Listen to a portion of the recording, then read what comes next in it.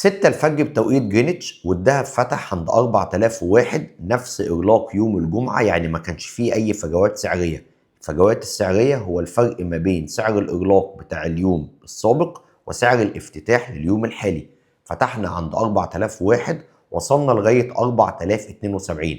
معنى كده إن الدهب اخترق قمتين 4025 و4050، وشغال دلوقتي عند 4070. عندنا أهداف عند 4085 و4100.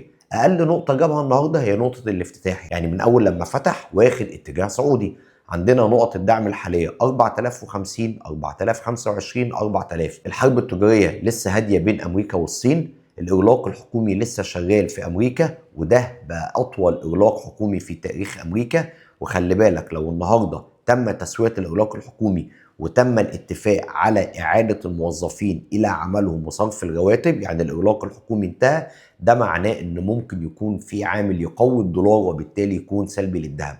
هحدث على مدار اليوم أي جديد فيما يخص البيانات والأخبار الاقتصادية والسياسية التي بدورها تؤثر على مستويات الأسعار والتحليل الفني.